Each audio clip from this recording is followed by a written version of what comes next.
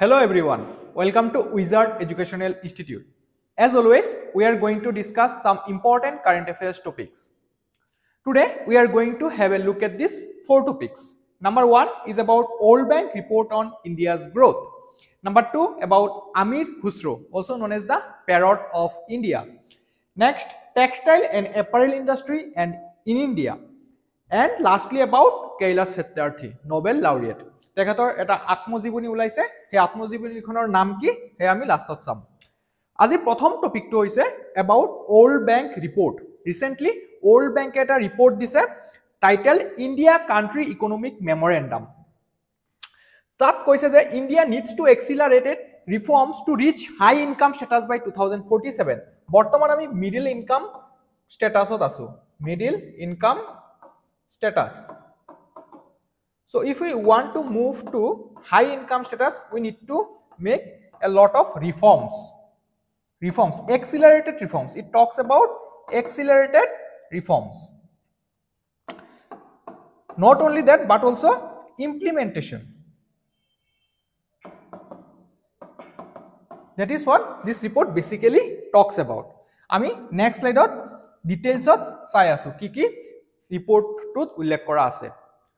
প্রথম কথাটো accelerate growth and investment achieve an average annual growth rate of 7.8% over the next 22 years কিয়নো আমি 2047 সনলৈকে বিকশিত ভাৰত হ'ব বিচাৰিছো that is developed India and for that we need to grow by 7.8% annually বৰ্তমান আমি যদি চাও 6.6% গ্ৰো কৰি আছো যদি তেনেকুৱা হয় তেতিয়া কিন্তু আমাৰ যেটো গ্ৰোথ আছে হেতু কমি থাকিব যেনেকুৱা আমি চাও যদি ইনভেষ্টমেন্ট টু জিডিপি ৰেশিও বৰ্তমান 31.4% আছে আমি এটো 40% লৈকে ইনক্ৰিজ কৰিব পাৰিব লাগিব অহা 10 বছৰ দেন ৰিভাইটালাইজ ইনভেষ্টমেন্ট আহিব লাগিব পাবলিক সেক্টৰে তো কৰিয়ে আছে দ্যাট ইজ গভৰ্নমেন্টৰ ফালৰ পৰা যিখিনি ইনভেষ্টমেন্ট কৰা হৈছে এখিনি ঠিকে আছে তাৰ উপৰি ক্ৰাউডিং এফেক্ট যেটো আমি কও ক্ৰাউডিং এফেক্ট দ্যাট ইজ প্ৰাইভেট সেক্টৰো পাৰ্টিসিপেট কৰিব পাৰিব লাগিব আৰু তাৰ কাৰণে হিয়তৰ মৰেল বুস্টাৰ কৰিব লাগিব বিভিন্ন ধৰণৰ ৰিফৰ্মছ আনিব লাগিব লোৱাৰ টাৰিফছ আনিব লাগিব তো reducing tariffs and simplifying regulations to attract foreign investment FDI আপোনালোকে নিশ্চয় যোৱা সপ্তাহ বা দুই সপ্তাহ ধৰি চাই আছে যে আমাৰ ইণ্ডিয়ান ষ্টক মাৰ্কেটত ব্লাড বাথ হৈ আছে কিয়নো ফৰেন ইনষ্টিটিউশনাল ইনভেষ্টৰ্ছ যিবিলাক আছে সবে টকা উঠাই লৈ গৈ আছে তো তাৰ প্ৰভাৱ আমাৰ অৰ্থনীতিত পৰিব নিশ্চয় যাৰ কাৰণে যিবিলাক ইনভেষ্টৰ আছে সেই সেন্টিমেন্টটো মানে নেগেটিভ হৈ আছে তো এটা বিয়াৰিশ ৰান চলি আছে তো আমি যদি ফৰেন ইনভেষ্টমেন্ট বহাব পাৰো তেতিয়াহলে নিশ্চয় আমাৰ অৰ্থনীতিটো আকৌ পিক আপ কৰিব next enhance labour force participation raise the overall labor force participation rate from 56.4% to above 65% আমি labor force participation to 56.4% পৰা 65% লৈ উন্নতিকৰণ কৰিব লাগিব then focus on creating quality jobs এটো সবতকে ইম্পৰ্টেন্ট যে আমি এসপাইৰিং এটা কান্ট্ৰি হয় না আৰু আমাৰ যদি আমি ডেমোগ্ৰাফিক প্ৰফাইল চাও সবতকে হাইয়েস্ট ডেমোগ্ৰাফিক ডিভিডেন্ড বুলিও আমি কও so we are the youngest country in the world right now aru ei young population or jodi ami investment ahe tetihole bahut khini job create hobo to hetu eta recommendation a report to particularly in labor intensive sectors and msme sector sobotke beshi yot employed ase then boost productivity implement reforms to enhance productivity across various sectors আমি agriculture sector services sector manufacturing sector গুটেগিটা সেক্টরতে productivity increase কৰিব পৰা হ'ব লাগিব strengthen growth fundamentals in low income states to ensure inclusive development যেটো নীতি আয়োগে কৰি আছে ৰাইট যিবিলাক ধৰণৰ aspirational district program এইবিলাকৰ দ্বাৰা নীতি আয়োগে যিবিলাক লো ইনকাম স্টেট আছে aspirational district program adp so এইবিলাক প্ৰগ্ৰামৰ দ্বাৰা যিবিলাক লো ইনকাম স্টেট আছে হেইবোৰকো মেইনষ্ট্ৰীম ইকোনমিক ফ্ৰন্টলৈ আনিব যত্ন কৰা হৈছে নেক্সট স্লাইডত আমি আৰু কিছুমান ৰেকমেন্ডেশন চাও স্ট্ৰেংথেন ট্ৰেড এণ্ড ইনভেষ্টমেন্ট পলিচিজ লোৱাৰ ইম্পৰ্ট টাৰিফছ যেটো ডোনাল্ড ট্ৰাম্পেও কৈ আছে সো আমাৰ ভাৰতৰ টাৰিফটো বহুত বেছি হয় যাৰ কাৰণে বিদেশৰ পৰা যিবিলাক ধৰক ইউকে ইউ USA এইবোৰৰ পৰা প্ৰডাক্ট আমাৰ ভাৰতত হুমাব নোৱাৰে and address non tariff barriers to reduce trade cost Also, streamline customs procedures and enhance regulatory predictability to foster a more investment-friendly environment. যেটোক আমি ease of doing business বুলি কওঁ, ease of doing business. যে ব্যৱসায় কৰাৰ কাৰণে যেটো বাতাবৰণ লাগে হেতু আমাৰ ease of doing business হেতু আৰু ভাল হ'ব লাগিব, তেতিয়াহে ইনভেষ্টমেন্ট আহিব. Then promote inclusive growth across states, develop state-specific policies to bridge income disparities. আমি যদি চাও northern Indian states and southern Indian states তাৰ মাজত income disparity বহুত বেছি. Similarly আমি যদি north eastern India চাও, western India চাও, তেতিয়া তাতো আমি income disparity দেখা পাম, right? So আমি হেতু কেনেকৈ দূৰ কৰিব পাৰো আৰু inclusive growth যাতে সকলোৱে সমানভাৱে গ্ৰোথ হয়, যেটো আসলতে থিওৰিটিক্যালি সম্ভৱ নহয়, তথাপি আমি এটো চেষ্টা কৰিব লাগিব. Encourage less developed states to focus on strengthening growth fundamentals, while more developed states could prioritize advanced reforms. আমি যদি developed stateৰ কথা কওঁ, আমাৰ ভাৰতৰ ভিতৰত তাৰ ভিতৰত Tamil Nadu, Kerala, then Karnataka, and then say Gujarat, Maharashtra. So এইবোৰ কিছুমান ষ্টেট আমাৰ ডেভেলপ, আৰু যদি আমি লিষ্ট ডেভেলপ ষ্টেট কওঁ, আমাৰ নৰ্থ ইষ্টাৰ্ণ ষ্টেট বিলাকৰ কথা ক'ব পাৰো, অৰুণাচল প্ৰদেশ, নাগালেণ্ড, মিজোৰাম ইত্যাদি, ৰাইট? সো সেইবোৰ ষ্টেটকো আমি হাতত ধৰি পেলাই আগবঢ়াই লৈ যাব লাগিব. The report emphasizes that only a handful of countries have successfully transitioned from middle to high income status. এই যেটো আমি ট্ৰেপত এটা পৰি আছো, কিন্তু মিডল ইনকাম ষ্টেটাছত পৰা হাই ইনকাম ষ্টেটাছলৈ মানে প্ৰমোট হোৱা মানে বহুতখিনি কষ্ট কৰিব লাগিব. পাৰ কেপিটা ইনকাম আমাৰ অলমোষ্ট $14,005 হ'ব লাগিব, তেতিয়াহে আমি হাই ইনকাম ষ্টেটাছলৈ যাব পাৰিম. বৰ্তমান আমাৰ অলমোষ্ট $2,400 হয়, close to $2,400 per capita income. So ইয়াৰ পৰা আমি almost 8 times increase কৰিব লাগিব অহা 22 বছৰত. So that's a huge task in front of our hand. Okay, very simple এটা question মই লৈছো প্ৰিলিমছৰ পাৰ্সপেক্টিভৰ পৰা. কোৱেশ্চনটো হৈছে, where is the headquarter of World Bank located? বিশ্ব বেংকৰ হেডকোৱাৰ্টাৰটো ক'ত আছে? The correct answer is yes, very good, option B, 4 only, that is Washington DC. ক'ত আছে Washington DC? United states of America. এই টপিকটোৰ পৰা মেইনছত কেনেকুৱা কোৱেশ্চন আহিব পাৰে, এটা মডেল কোৱেশ্চন ফ্ৰেম কৰা হৈছে. কোৱেশ্চনটো চাই ল'ব পাৰে. কোৱেশ্চনটো হৈছে, the World Bank has highlighted India's strong economic growth, projecting it to remain one of the fastest growing major economies. যোৱা 5-10 বছৰত India has remained one of the fastest growing economies in the world, including say Brazil, and Vietnam, etc. So in the coming years আমি আৰু কেনেকৈ এটো better কৰিব পাৰি. However, it has also emphasized the need for structural reforms. যে আমি ৰিপৰ্টত চালো কিছুমান structural reformer কথা উল্লেখ কৰা হৈছে to sustain long term growth. Discuss the key drivers of India's growth. আপোনালোকে আমাৰ এনসাৰটো লিখি পেলাই আমাৰ WhatsApp নম্বৰ 9395004636 লৈ মূল্যাংকনৰ কাৰণে পঠিয়াব পাৰে. এনসাৰটো 150 অৰ্ডছৰ ভিতৰত লিখিব যত্ন কৰিব. GS3 পৰা এটো ইম্পৰ্টেন্ট এটা টপিক হয়.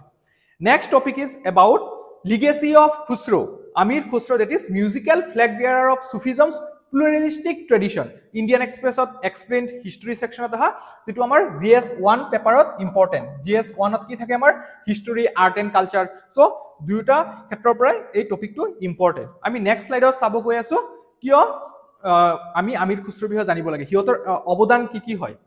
Amir Khusro, 1253 to 1325, was a prominent Indo-Persian poet.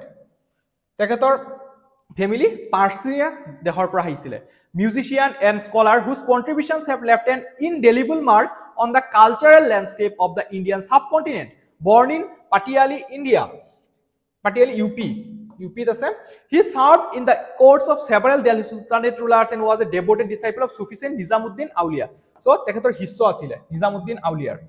Literary কন্ট্ৰিবিউশনছ আমি যদি চাও, পোয়েট্ৰি ক্ষেত্ৰত খুসৰো's literary prowess spanned various forms including ghazals, qasidas, masnavis, rubais, and tazkiras.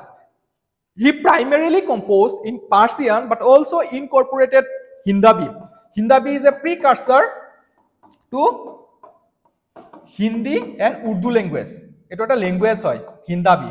Okay, Hindi আৰু উৰ্দু ল্যাঙ্গুৱেজৰ আগতে আহা এটা ভাষা, আৰু সেই কাৰণে উৰ্দু ল্যাঙ্গুৱেজৰ ফাদাৰ বুলিও কেতিয়াবা খুসৰোক কোৱা হয়, যদিও এটা ডিবেটেবল টপিক হয়. Then Punjabi in his works, enriching the linguistic tapestry of his poetry.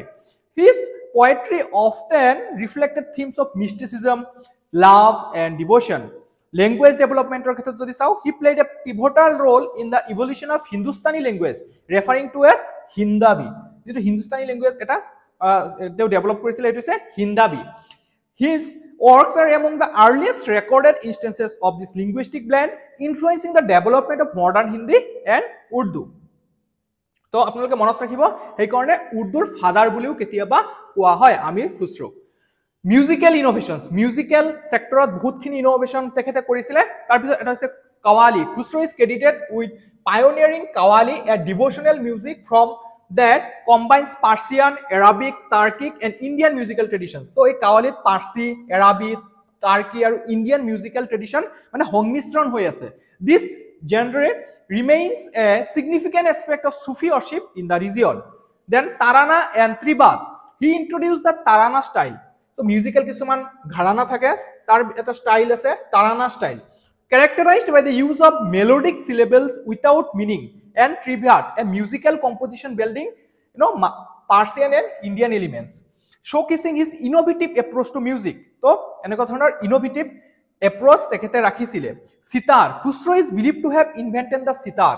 Sitaro তেখেতে আৱিষ্কাৰ কৰা হৈছে বুলি জনা যায় যদিও এটো debatable topic হয় by modifying 3-string setar leading to the creation of this iconic string instrument that is central to Indian classical music.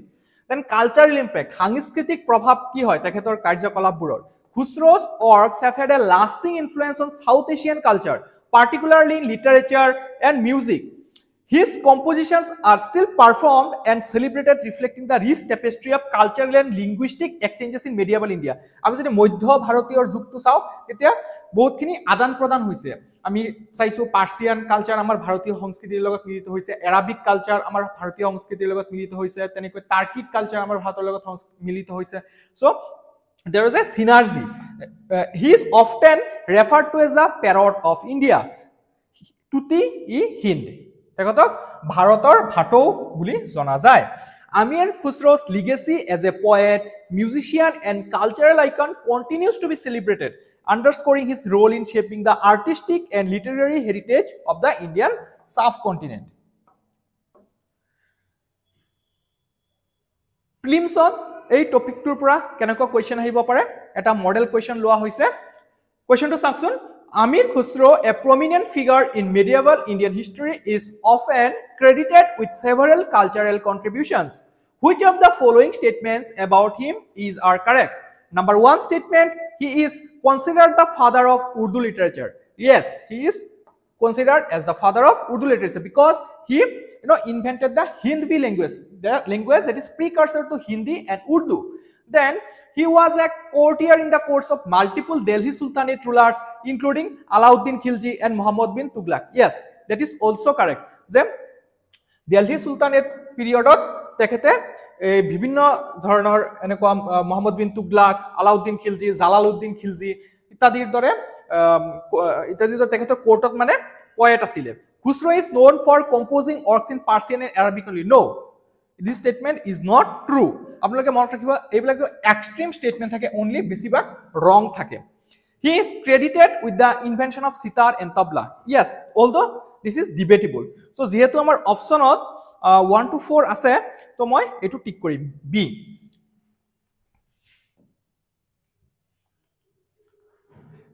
মেইনছত কেনেকুৱা কোৱেশ্চন আহিব পাৰে এটা মডেল কোৱেশ্চন লোৱা হৈছে কোৱেশ্চনটো হৈছে Amir Khusro, often referred to as the parrot of India, made significant contributions to the cultural and literary landscape of medieval India. Discuss his role in the development of language, music, and poetry during the Delhi Sultanate. আমি দেখা পাইছো sitar, tabla আদি আবিষ্কাৰক হিচাপে তেখেতক credit দিয়া হয় also Hindi language Urdu language so এইবিলাকত তেও পাৰগত আছিল এইবিলাকত বিভিন্ন ধৰণৰ poetic বস্তু আবিষ্কাৰ কৰিছে Then we are going to look at this topic. India's textile and apparel industry is primed to weave a narrative of growth. Bharator, textile and apparel industry bihoye. Eto eta article Indian Express ot ahisile editorial section at ami tar pora loisu. Ami sausun Bharator apparel and textile industry bihoye. The textile and apparel industry contributes approximately 2% to India's GDP. Bharator GDP 2% অবদান আছে textile aru apparel industry. And 13% to his total exports. আমি যেখিনি export কৰো ৰপ্তানি কৰো তাৰ 13% share এই textile আৰু apparel industry আছে It is also a significant provider of employment, employing more than 45 million people, making it one of the largest employers in the country. So, the MSME sector, global ranking, India is the second largest exporter of textile and garments. আপোনালোকে নিশ্চয় জানে যে largest exporter of textiles and garments in the world কোন হয় এটা কোৱেশ্চনো আছে এতিয়া আমি এনসাৰটো নিদিও আমি নেক্সট কোৱেশ্চনত চাম in the world after China, yes, it is also one of the largest producers of textiles with a prominent position in both the domestic and global markets. Key segments of the industry, cotton textiles er kotha kobo paru je India is largest producer and exporter. Monot rakha dorkar cotton er khetrot kintu ami largest producer ami utpadono koru aru sobotke beshi roptaniu koru. The cotton textile sector has historically been the backbone of India's textile industry. Key products include cotton fabrics, garments and home textiles. Apparel sector jodi sao India has a diverse and growing apparel sector with a significant presence in global markets for ready-made garments including knitted and woven apparel. About home textiles, India is also a major exporter of home textiles like bed linens, towels, curtains and rugs. The global demand for home textiles has been a strong area of growth for Indian exporters. Silk and wool, India is one of the leading producers of silk and wool. Silk and wool are kintu Bharat, leading producer hoy. With a rich tradition in weaving silk sarees, garments and other items. The wool industry, though smaller compared to cotton, is growing steadily.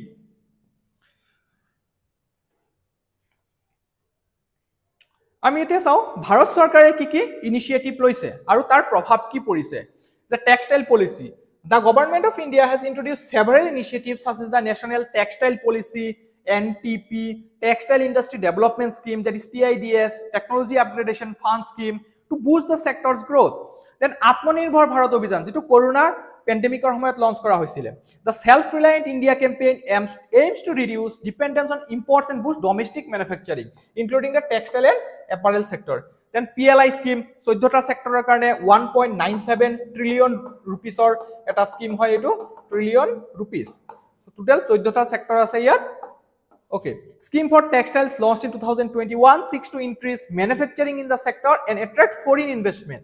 Then export promotion programs like merchandise exports from India scheme MEIS ইয়াৰ দ্বাৰা যাতে আমি আৰু বেছি ৰপ্তানি কৰিব পাৰো তাৰ ওপৰত জোৰ দিয়া হৈছে have supported exporters by providing incentives and efforts have been made to improve logistics and ease of doing business. Then global trade and export potential. Export markets, the major export markets for Indian textiles and apparel include the United States, the European Union and countries in the Middle East and Africa. So Bharator jibur product ase hebur basically ami US, European Union, UK ebilak country le pothiao. Trade agreements, India has trade agreements with several countries and regions that provide better access to global markets including European Union, jar logot ete amar free trade agreement er kotha choli ase, ASEAN, that is South Asian Association, and the United States ebilakor logot amar kisuman agreement ase in the sector of textile and apparel. Despite the growth, the sector faces challenges such as fluctuations in cotton prices. So kisuman fluctuate hoi thake price bor, so eto eta challenge hoy. So jibilak utpadok ase hiotor ketiba loss hoi jay. Global demand trends, so jibilak geopolitical challenge ase tar karone demand komi jay, and protectionist policies in key export markets. So jibilak country le ami pothiao hiote kisuman protectionist measure implement kore jenko CBAM, carbon border adjustment mechanism, EU aru UK to implement kore jibilak carbon intensive market ase. So hebur kisuman ei sectorer karone challenges hoy. Very simple eta question aru ami etu paisu answer to ami nishchoy dibo parim je which country is the largest exporter of textiles globally? The answer is China. China is the market leader. Main shot kanaka question ahibo pare. The textile and apparel industry plays a crucial role in the global economy, with some countries emerging as major exporters. Discuss the factors that have contributed to China's dominance as the largest exporter of textiles in the world. Answer to apnaloke 150 orsor bhitorot likhibo jotno koribo. Azir last topic to hoise about Kailash Satyarthi. Tekhator atmokotha eta ulaise, naam hoise Diya Salai. This is the book Diya Salai.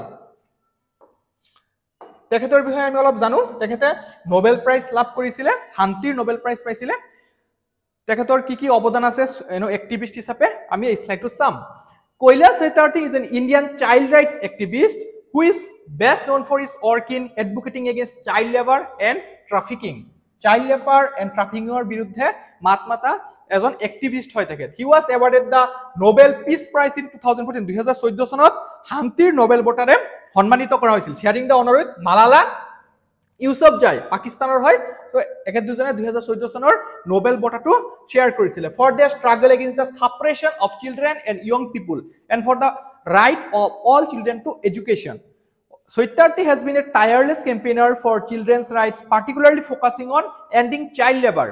Child labor বন্ধ কৰাৰ কাৰণে তেখেতে বহুতখিনি কাম কৰিছে 1998 চনত তেখেতে বচপন বচাও আন্দোলন চলাইছিলে বচপন বচাও ইংলিছত যদি ট্ৰান্সলেট কৰো হেতু হ'ব save childhood movement which works to rescue children from exploitation and provides them with education and opportunities for a better life. So children hokolok jibil exploitative work ase hiblagor pura rescue kora aru hiyotok শিক্ষা আৰু সুযোগ কিছুমান প্ৰভাৱ যাতে হিয়তে better life এটা live কৰিব পাৰে.